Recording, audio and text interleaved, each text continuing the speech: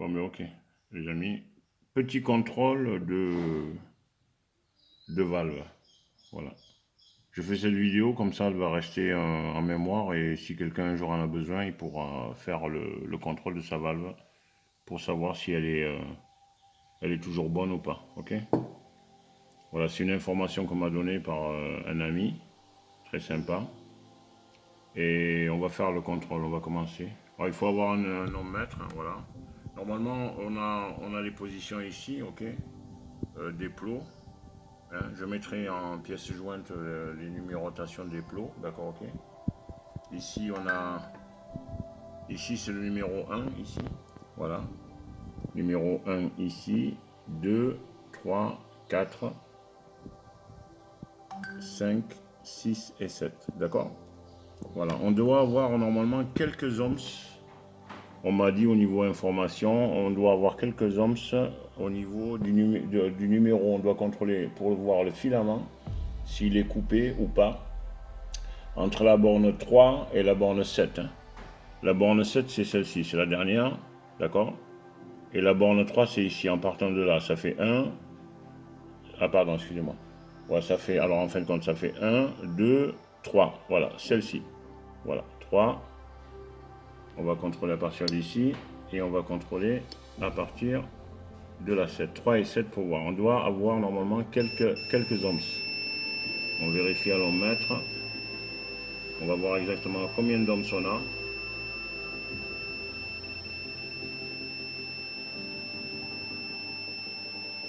Voilà, à peu près 5,2.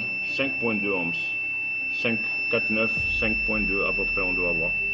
Au plus bas, 4, 7, 4, 6. Voilà, d'accord. Voilà, déjà là on a une résistance. Hein. Voilà, on a des chances que le filament est toujours bon. Voilà.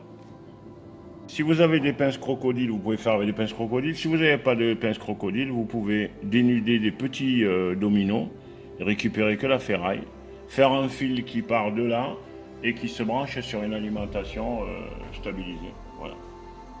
À l'occurrence, celle-là, elle descend jusqu'à 9 volts, 8 volts à peu près. Voilà, on peut monter. Voilà, vous voyez, là on descend. Ok, je ne peux pas descendre plus bas. Mais avec ça, on peut contrôler. Parce qu'en fin de compte, le but, c'est de mettre... On vient de contrôler le 3 et le 7 pour regarder s'il y a une petite résistance. Si effectivement il y a une résistance en ohms. On va contrôler du 3 au 7. On va injecter du courant en basse tension, hein, bien sûr. De l'équivalent de 12 volts à peu près, entre 11 et 12 volts. Hein. Voilà, pour voir si la cathode, elle chauffe, elle tiédit.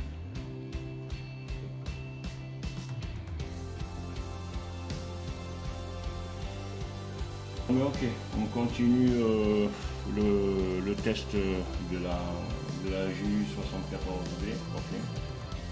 Alors ici, ce que je voulais montrer un petit peu, c'est maintenant, vu qu'on a contrôlé les deux points ici, qui sont le 3, numéro 3 et le numéro 7 ici. Non, le 3 ici et le 7 ici, répertoriés ici sur la cathode. Le 3 et le 7 ici. Entre ces deux plots, on doit avoir une légère impédance de quelques ohms. Voilà, moi j'avais trouvé, à l'occurrence, entre 3 et 4 des poussières en ohms, ok. D'accord. Après le deuxième test, dès qu'on a une petite valeur en impédance ici en ohms, on fait le test d'alimentation. Ça fait qu'on branche le 3 et le 7 et on induit du courant continu sur ces deux bornes, le 3 et le 7. Hein.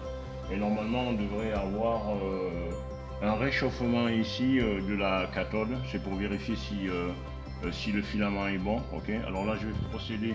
Ici, j'ai mis mon ohmmètre sur position degré ici. Hein.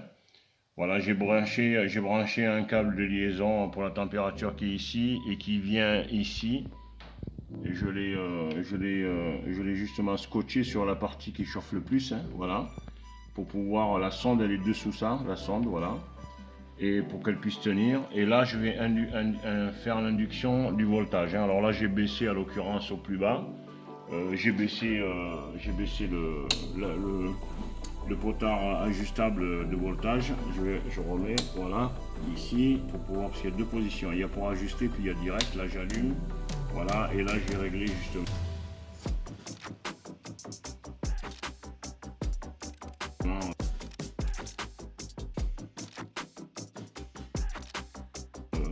le voltage très bas. Voilà. Je vais régler un petit peu, quelques secondes. Là, la sonde, elle est bien reliée. Voilà. Effectivement, on sent que ça commence un petit peu à chauffer.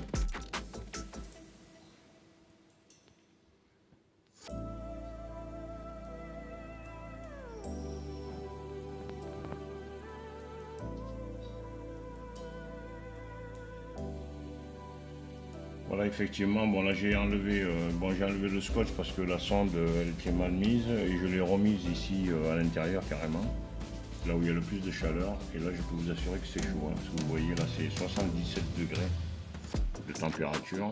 Voilà, je voulais pas monter si haut, mais 78 degrés ça chauffe toujours. Et l'alimentation elle est éteinte, hein, voilà, d'accord. Encore, pour voir. Et normalement, on devrait avoir une consommation en ampères, mais je ne suis pas encore arrivé à voir. Là, c'est 80-81 degrés. Voilà, fonctionne, elle chauffe très très bien, très très chaude. Ouf, vous voyez, 81 degrés déjà de température. Voilà.